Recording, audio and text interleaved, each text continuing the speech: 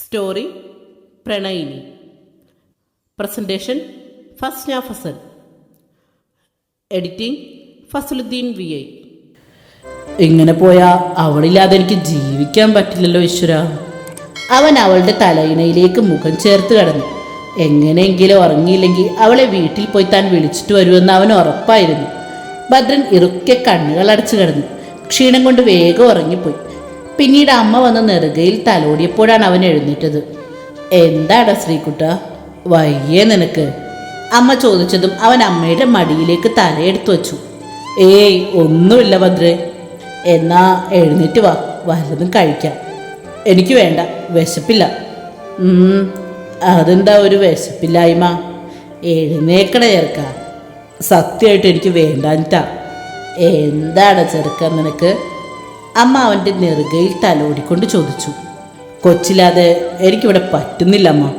ഞാൻ പോയി വിളിച്ചിട്ട് വന്നാൽ അത് മോശമാവും. നീ എന്തൊക്കെയാടാ ഈ പറയുന്നേ?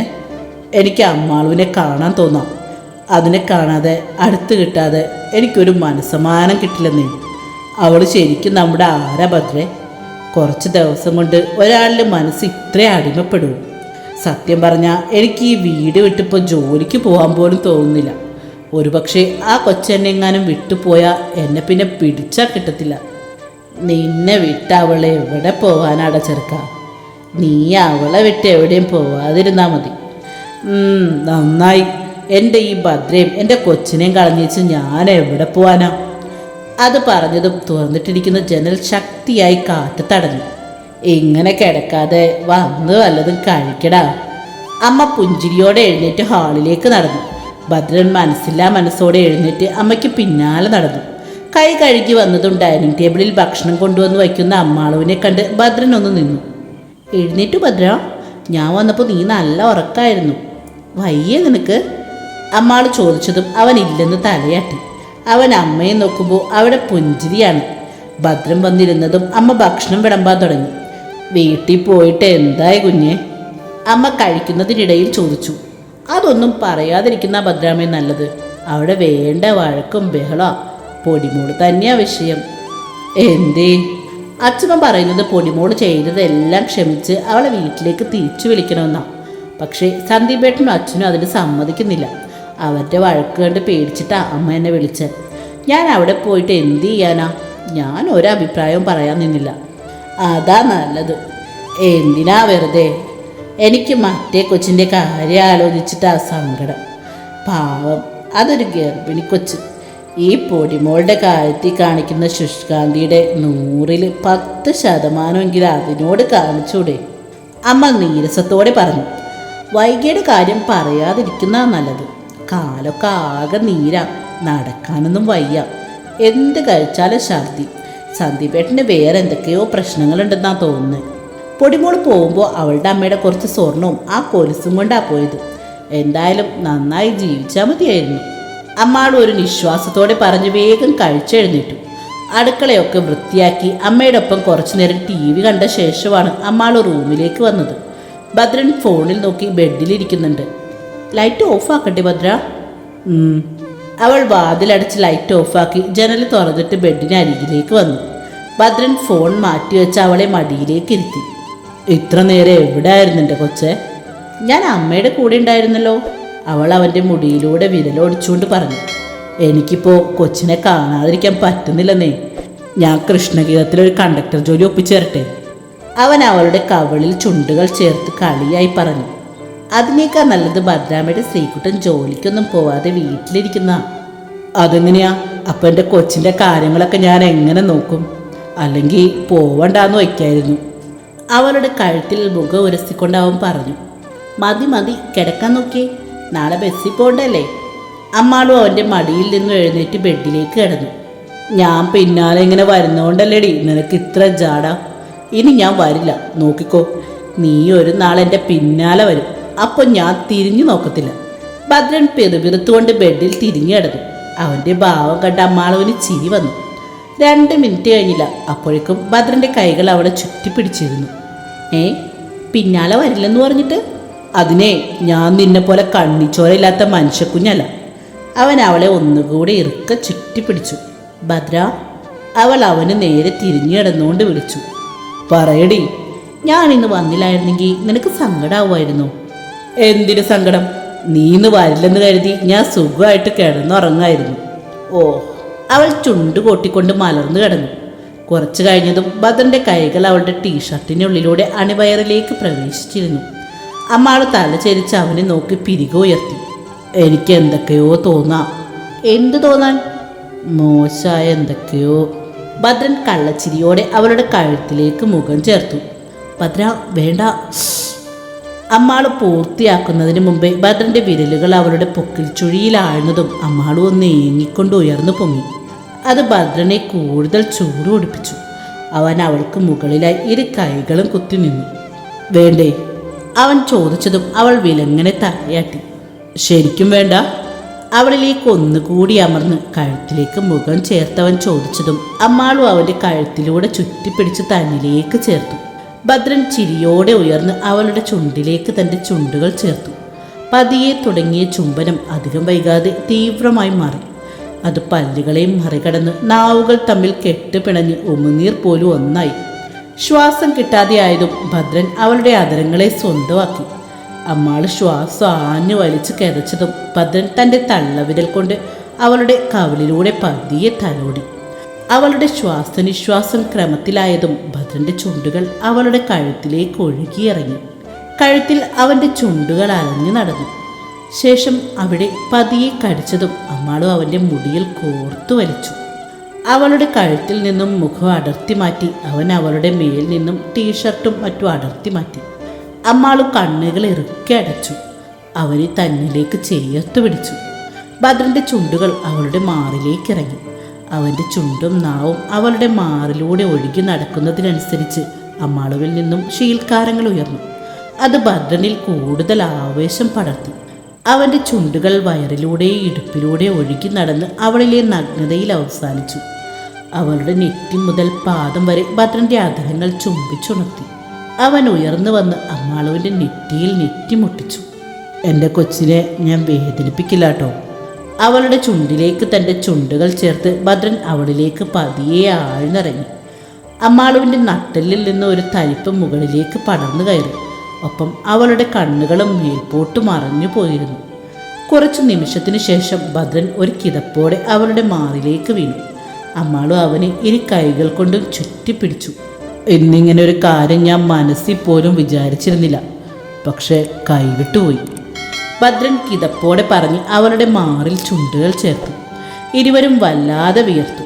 ഭദ്രൻ അവളിൽ നിന്നും അകന്നു മാറി ഫാനിൻ്റെ സ്പീഡ് കൂട്ടി വീണ്ടും അവളുടെ അരികിലായി കിടന്നു. അമ്മാളും അവൻ്റെ നെഞ്ചിലേക്ക് മുഖം ചേർത്ത് കിടന്നു. ഭദ്രൻ പതിയെ അവളുടെ മുടിയിലൂടെ വിരലോടിച്ചുകൊണ്ടിരുന്നു. പിന്നീട് എപ്പോഴോ ഇരുവരും ഉറങ്ങിപ്പോയി. പിറ്റേന്ന് രാവിലെ ആദ്യം ഉണർന്നത് അമ്മാളുമാണ്. അവൾ എഴുന്നേക്കാൻ നോക്കുമ്പോൾ ഭദ്രൻ്റെ കൈയും കാലും ഒക്കെ തൻ്റെ മേലായാണ് കിടക്കുന്നത്. അവൾ സമയം നോക്കുമ്പോൾ 7:30 ആവാറായിട്ടുണ്ട്. അതുകൊണ്ട് അവൾ ചാടിപ്പിടഞ്ഞ് എഴുന്നേൽക്കാൻ നോക്കിയെങ്കിലും ഭദ്രൻ അതിന് സമ്മതിക്കാതെ അവളെ ഒന്നുകൂടി മുറുക്കെ കെട്ടിപ്പിടിച്ചു. ഞാൻ എഴുന്നേക്കട്ടെ ഭദ്ര? വേണ്ട പ്ലീസ്, അവിടെ ഭദ്രമ്മ. അവൾ മുഴുവനാക്കും മുമ്പേ ഭദ്രൻ അവളുടെ ചുണ്ടിന് മുകളിൽ വിരൽ വച്ചു. എനിക്ക് ഇത്തിരി നേരം കൂടി ഇങ്ങനെ കിടക്കണം എൻ്റെ അമ്മാളെക്കൊച്ചേ. അവളുടെ കഴുത്തിലായി മുഖമുരസി അവൻ പറഞ്ഞു. ഇന്ന് പോകുന്നില്ലേ? പോണം, പക്ഷേ കുറച്ച് കഴിഞ്ഞിറങ്ങിയാൽ മതി. രാവിലത്തെ ട്രിപ്പ് പ്രസാദമായിട്ട് നോക്കിക്കൊള്ളു. ഭദ്രൻ അവളുടെ മുഖത്തിലൂടെ പതിയെ വിരലൊടിച്ചു. അവൻ കണ്ണടച്ചാണ് കിടക്കുന്നതെങ്കിലും അമ്മാളുവിൽ വല്ലാത്ത നാണം നിറഞ്ഞിരുന്നു. അവളുടെ കവിളിൽ ചുണ്ടുകൾ ചേർത്തവൻ പതിയെ മൂളിയതും അമ്മാളു അവൻ്റെ നെഞ്ചിലേക്ക് പതുങ്ങി ചേർന്നു. ഭദ്ര, അവിടെ പൊടിമോള്. ഒന്നും മിണ്ടാതിരിക്കും അമ്മാളു. അവളും അവളുടെ ഒരു പൊടിമോളും. നിനക്ക് കിട്ടിയതൊന്നും പോരെ? ഭദ്രൻ്റെ സ്വരം കടുത്തു. ഞാൻ പോവാ കാട്ടുമക്കൾ. എന്തെങ്കിലും പറയുമ്പോഴേക്കും ചാടി കടിക്കാൻ വന്നോളൂ. അമ്മാൾ വാശിയിൽ എഴുന്നേറ്റ് പോവാൻ നിന്നുവെങ്കിലും പെട്ടെന്ന് എന്തോ ഓർത്ത പോലെ ബെഡിലേക്ക് തന്നെ കിടന്നു. എന്തേ പോകുന്നില്ലേ? ഭദ്രൻ്റെ ചിരി വന്നുവെങ്കിലും മറച്ചു പിടിച്ച് ഗൗരവത്തിൽ ചോദിച്ചു. ആ പോവാ. അവൾ പുതച്ചിരുന്ന പുതപ്പ് ചുറ്റിപ്പിടിച്ച് എഴുന്നേക്കാൻ നിന്നതും ഭദ്രൻ പുതപ്പിൽ പിടുത്തമിട്ടു. എനിക്ക് ഇനിയും ഉറങ്ങണം. അതിന് ഞാൻ ഉറങ്ങണ്ടെന്ന് പറഞ്ഞോ? എനിക്ക് പുതച്ചിടുന്നാലേ ഉറക്കം വരും. അതുകൊണ്ട് പുതപ്പെടുക്കാൻ പറ്റില്ല. ഞാനിത് പുഴുങ്ങി തിന്നത്തൊന്നുമില്ല. ഇപ്പം തിരിച്ചു തരാം. പറ്റില്ല. അത് കേട്ട അമ്മാളുവിന് വല്ലാത്ത ദേഷ്യവും വാശിയും കയറി. ദേ മനുഷ്യ, വെറുതെ കളിപ്പിക്കാൻ നിന്ന ഞാൻ നാളെ മുതൽ ഭദ്രാമ്മയുടെ കൂടെ കിടക്കും. പോയി കിടന്നു, എനിക്കെന്താ, അവൻ അരസമായി പറഞ്ഞു. ഇത് എന്ത് സാധനമാണ്? എൻ്റെ ആ ഡ്രസ്സെങ്കിലും ഒന്ന് എടുത്തോടോ കണ്ണിച്ചോറിയില്ലാത്തവനെ. എനിക്ക് സൗകര്യമില്ല, വേണമെങ്കിൽ പോയി എടുക്കും. നീയല്ലേടാ ഇന്നലെ എൻ്റെ ഡ്രസ്സ് അഴിച്ചു കളഞ്ഞ്, എന്നിട്ട് പൊരുമാരി മറ്റേടത്ത് സ്വഭാവം പറഞ്ഞുണ്ടല്ലോ. ദേഷ്യത്തിൽ അമ്മാൾ ഉറക്കെ അലറിയതും ഭദ്രൻ ചാടി എഴുന്നേറ്റ് അവളുടെ വാ പൊത്തിപ്പിടിച്ചു. ഒന്ന് പതിയെ പറ പെണ്ണേ, അപ്പുറത്ത് അമ്മയുള്ളതാ. അവൻ അടിയറവ് പറഞ്ഞുകൊണ്ട് മുണ്ട് ശരിക്കുടുത്ത് എഴുന്നേറ്റു. ശേഷം അമ്മാളുവിൻ്റെ ഡ്രസ്സ് താഴെ നിന്നും തപ്പി തിരഞ്ഞെടുത്ത് വന്നു. അമ്മാൾ പുതപ്പെല്ലാം കൂടി ചുറ്റിപ്പിടിച്ച് ചുവരിൽ ചാരിയിരിക്കുമായിരുന്നു. അവളുടെ അരികിലായി ഭദ്രൻ വന്നിരുന്നു. ശേഷം അവളുടെ പുതപ്പിനുള്ളിലേക്ക് അവനും കയറി. അമ്മാൾ ഒരു വിറയലോടെ അവനെ നോക്കി. ഭദ്രൻ പതിയെ അമ്മാളുവിൻ്റെ കഴുത്തിലേക്ക് മുഖം ചേർത്തു. ഭദ്ര, വേണ്ട, ഒന്നും ചെയ്യത്തില്ലടി. അവളുടെ കഴുത്തിൽ മുഖം ചേർത്ത് വെച്ച് ഭദ്രൻ വെറുതെ അങ്ങനെ കുറച്ചു നേരം ഇരുന്നു. പിന്നീട് അവൻ അകന്നു മാറി അവളുടെ ടീഷർട്ട് എടുത്തിട്ട് കൊടുത്തു. ഭദ്രൻ എഴുന്നേറ്റ് പോയി കുളിച്ച് ഫ്രഷായി റൂമിന് പുറത്തേക്ക് വരുമ്പോൾ അമ്മ ഹാളിലിരുന്ന് സ്റ്റിച്ച് ചെയ്യുന്നുണ്ട്. ഇന്നെന്താ ഫാഷൻ ഡിസൈനർ നേരത്തെ തുടങ്ങിയോ? ഭദ്രൻ കളിയാക്കിക്കൊണ്ട് ഭദ്രയുടെ മുന്നിൽ വന്നിരുന്നു. ഒന്ന് പോയേടെ ചേർക്കാം, അവൻ്റെ ഒരു കളിയാക്കല്. അവരങ്ങനെ ഓരോന്ന് സംസാരിച്ചിരുന്നപ്പോഴേക്കും അമ്മാൾ കുളി കഴിഞ്ഞ് വന്നിരുന്നു. അവൾ കൂടി എത്തിയതും 3 പേരും ഒരുമിച്ചിരുന്ന് ഭക്ഷണം കഴിച്ചു. 10 മണിയായതും ഭദ്രൻ പോവാൻ റെഡിയായി. അമ്മാളു, അവൻ റൂമിൽ നിന്നും വിളിച്ചതും അമ്മാൾ പാത്രം കഴുകുന്നത് നിർത്തി അവൻ്റെ അരികിലേക്കായി വന്നു. ഞാൻ ഇറങ്ങാം, പിന്നെ ഇതൊന്ന് സമയം കിട്ടുമ്പോൾ വായിച്ചു നോക്ക്. നീ പറഞ്ഞ ആ ഓൺലൈൻ കോഴ്സിൻ്റെ ഡീറ്റെയിൽസാ. പിന്നെ PSC മാത്രമല്ല, ഏതെങ്കിലും ഡിപ്ലോമ കൂടി നോക്കിയേക്ക്. എന്നിട്ട് ഉച്ചയ്ക്ക് ശേഷം ഭദ്രയുടെ കൂടെ പോയി അഡ്മിഷൻ എടുത്തു. ഇന്നോ? അല്ല, 2 വർഷം കഴിഞ്ഞിട്ട് മതി. ദേ കൊച്ചെ, വെറുതെ മടി പിടിച്ചിരിക്കല്ലേ. ഇപ്പോഴത്തെ ഈ സുഖമൊന്നും ഉണ്ടാവില്ല കുറച്ചു കാലം കഴിഞ്ഞാൽ. മനുഷ്യന്മാരുടെ കാര്യം എന്താ ഏതാ എന്നൊന്നും പറയാൻ പറ്റില്ല. ഞാനതിൽ പഠിക്കാൻ പോവില്ലെന്നൊന്നും പറഞ്ഞില്ലല്ലോ. അത് നിന്റെ മുഖം കണ്ടാലും തോന്നും. പോവാൻ ഇഷ്ടമില്ലാഞ്ഞിട്ടല്ല ഭദ്ര, ഇതിനൊക്കെ പൈസ വേണം. എന്തിനാ വെറുതെ? PSC മാത്രം മതി. അതുമാത്രം നോക്കിയിരുന്നിട്ട് എന്താ കാര്യം കൊച്ചെ? പൈസയുടെ കാര്യം ആലോചിച്ച് നീ തല ചൂടാക്കണ്ട. അതൊക്കെ ഞാൻ നോക്കിക്കോളാം, മനസ്സിലായോ? അവൾ പുഞ്ചിരിയോടെ തലയാട്ടി. എന്നാ ഞാൻ ഇറങ്ങാം.